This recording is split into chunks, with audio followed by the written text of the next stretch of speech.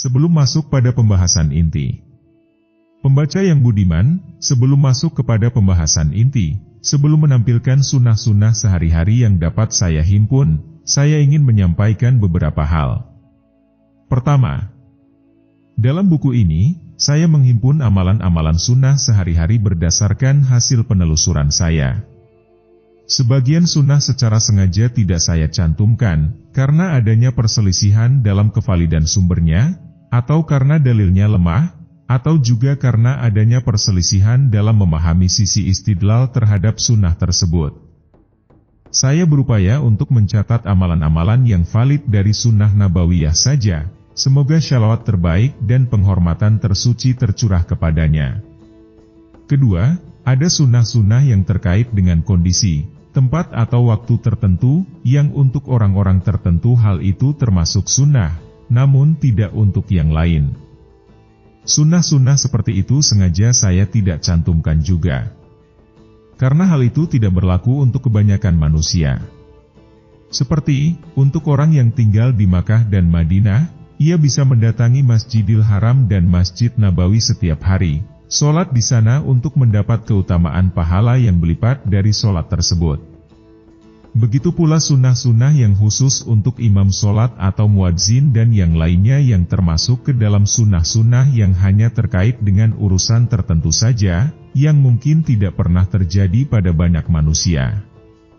Ada juga sunnah-sunnah yang pengamalannya disesuaikan dengan kondisi, seperti melakukan ziarah ke rumah saudara sesama muslim, tafakur, syukur, menjenguk orang sakit, bersyalawat kepada Nabi Shallallahu Alaihi Wasallam, berziarah kubur, silaturahmi, menuntut ilmu, sedekah, sunnah-sunnah mandi dan yang lainnya, secara sengaja juga saya tidak cantumkan.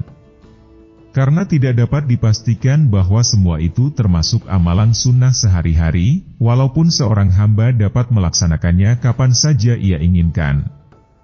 Dengan demikian, yang saya maksud adalah sunnah-sunnah yang pengamalannya berulang-ulang dalam satu hari satu malam.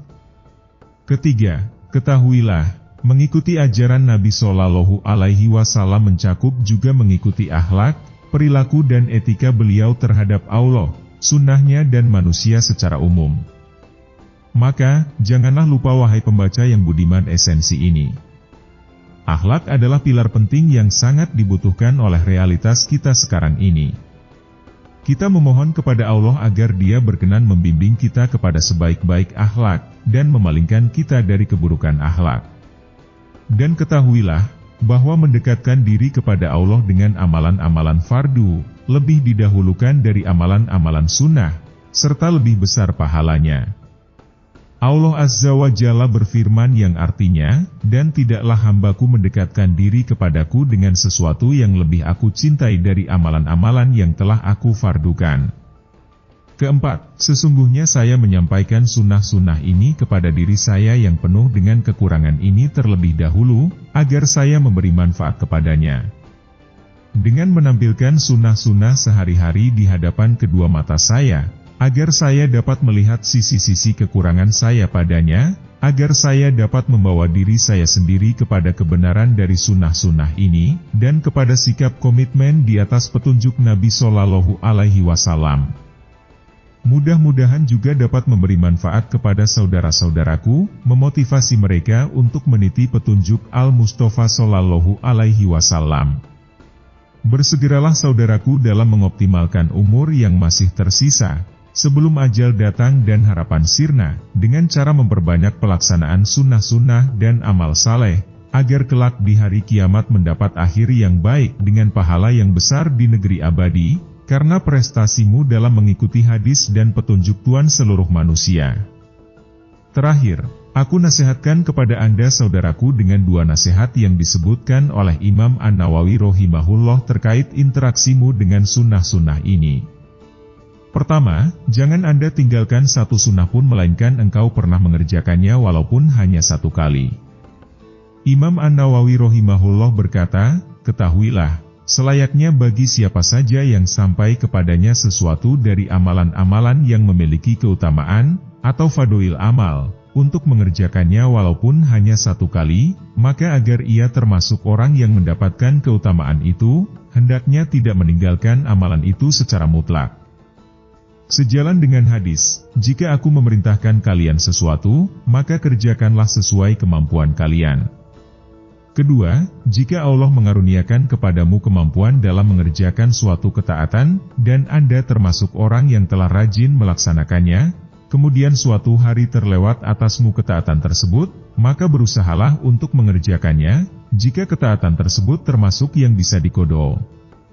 Karena jika seorang hamba sering melewatkan ketaatan, maka akan menjadi ringan untuknya dalam meninggalkan amalan tersebut.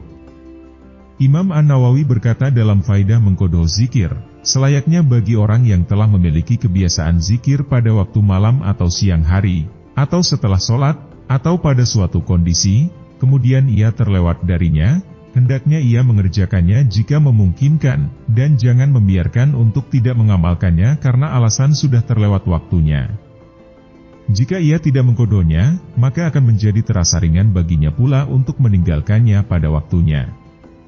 Aku memohon kepada Allah agar Dia menjadikan diriku dan Anda termasuk orang-orang yang mengikuti petunjuk Nabi, lahir dan batin, orang-orang yang meniti sunnahnya dan kelak dikumpulkan dalam kelompoknya. Sungguh Allah satu-satunya yang mampu melakukan hal itu. Shalawat dan salam mudah-mudahan tercurah kepada Nabi kita Muhammad, pada keluarganya, pada sahabatnya hingga hari kiamat.